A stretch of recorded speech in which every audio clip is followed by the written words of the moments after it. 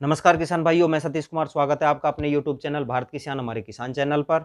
तो आज अपन बात करते हैं अगेती मटर की। A to Z आपको जानकारी मिलेगी, खेत की तैयारी से लेकर कौन सा बीज का सिलेक्शन करना है, बोने का सही समय क्या होना चाहिए, देसी खाद कितना डालना है, रासायनिक खाद कितना डालना है, कैसी मिट्टी होनी चाहिए, बीज का उपचार हमें कैसे करना है। और अंत में मैं आपको एक पॉइंट बहुत मोस्ट बताऊंगा जो अक्सर किसान भाई बहुत बड़ी गलती करते हैं, जिसके कारण उनकी पूरी फसल बर्बाद हो जाती है। वो पॉइंट मैं आपको अंत में बताऊंगा। तो अब किसान भाइयों, सबसे पहले अपन स्टार्ट करते हैं। जिस भी भाई ने चैनल को अभी सब्सक्राइब नहीं किया है, प्लीज चैनल को सब्सक्राइब कर लीजिए, वीडियो को लाइक करें। तो किसान भाइयों, सबसे पहले अपन सिलेक्शन करते हैं मिट्टी का। जो हमारी जमीन है वो कैसी होनी चाहिए। दोमट मिट्टी के अंदर आप लगा सकते हैं, काली मिट्टी में भी पैदा हो जाते हैं और पीली मिट्टी में भी पैदा हो जाते हैं मटर। लेकिन सबसे जो बेस्ट मिट्टी होती है वो होती है हमारी दोमट मिट्टी। दोमट मिट्टी इसके लिए उपयुक्त मानी जाती है। अब मैं आपको बताता हूं इसका जो बोने का जो टाइम होता है, जिसके अंदर किसान भाई अगेती जो मटर की खेती लगाते हैं और अच्छे भाव हमको मिलते हैं। अक्सर इसका टाइम तो होता है 15 अक्टूबर के बाद का, 10 से 15 अक्टूबर के बाद का टाइम होता है इसका लगाने का। लेकिन अच्छे भाव के कारण किसान भाई इसको 15 सितंबर से 15 अक्टूबर के बीच आप कभी भी इसको लगा सकते हैं। आपको बहुत ही शानदार आपको रेट मिलते हैं। और अब अपन बात करते हैं खेत की तैयारी की, हमें किस प्रकार से करना है। तो आपको जो भी अपना खेत है उसको बढ़िया तरीके से खेत को आप जुताई कर लीजिए, रोटेवेटर, एरो, टीलर जो भी है। फिर उसके बाद में आपको उसके अंदर खाद डालना है। यदि आपके पास अवेलेबल है देसी खाद, तो कम से कम पर एकड़ के हिसाब से 4 टोली आप देसी खाद डाल दीजिए। देसी खाद डालने के बाद में देसी खाद को आप खेत में फैला दीजिए। फैलाने के बाद में बढ़िया उसकी टीलर से जुताई करने के बाद में पाटा मार दीजिए। पाटा मारने के बाद में अब उसकी आप करिए पड़ेव, खेत की बढ़िया पड़ेव करके पानी पूरे, जो भी आप फुहारे सिस्टम से पड़ेव करते हैं या खुला पानी जो भी आपका है वो आप पड़ेव कर दीजिए। उसके बाद में पड़ेव करने के बाद में फिर 4 से 5 दिन उसको छोड़ दीजिए। जमीन थोड़ी टाइट हो जाए तो फिर आपको उसको एरो से जुताई करिए, फिर टिलर निकालिए उसके अंदर, और फिर रोटेवेटर निकालने के बाद में खेत को छोड़ दीजिए। अब नंबर आता है हमारा बेसल डोज का, कि हम बेसल डोज के अंदर उसमें क्या क्या डालें। यदि आपने देसी खाद की मात्रा कम ली है तो आपको रासायनिक उर्वरक ज्यादा डालने पड़ेंगे, और मैं आपको देसी खाद हमने ज्यादा लिया है इसलिए मैं कम उर्वरक ले रहा हूं।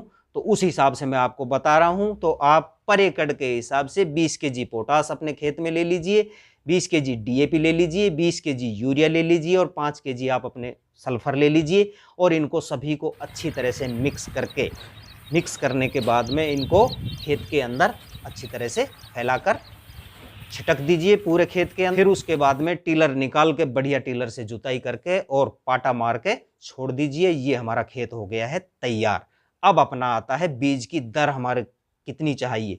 तो पर एकड़ के हिसाब से आपको बीज चाहिएगा खेत के अंदर कम से कम 45 से 50 केजी मटर की आवश्यकता पड़ेगी। अब मैं आपको बताता हूं, अगला पॉइंट आता है हमारा जो है बीज सिलेक्शन। तो किसान भाइयों, मैं आपको अनेक प्रकार के वैसे बीज बता रहा हूं, सभी बढ़िया है, लेकिन एक बीज जो है वो मैं लास्ट में बताऊंगा। तो आप इसके अंदर पंत मटर भी बो सकते हैं, बोनविले भी बो सकते हैं, आजाद मटर भी बो सकते हैं, AP3 है हो गया, जैसे जवाहर मटर 4 हो गया, VL3 हो गया, काशी मुक्ता हो गया, अनेक प्रकार के बीज है।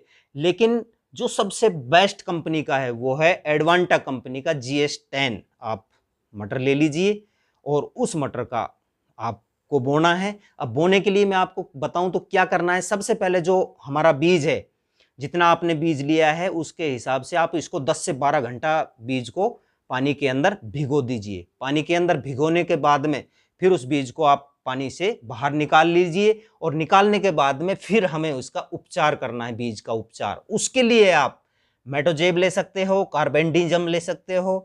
तो मेटोजेब और कार्बेंडिजम जो हम लेंगे 3-3 ग्राम ही लेना है, जो भी आपकी इच्छा हो, या थीरम ले सकते हो आप 2 ग्राम।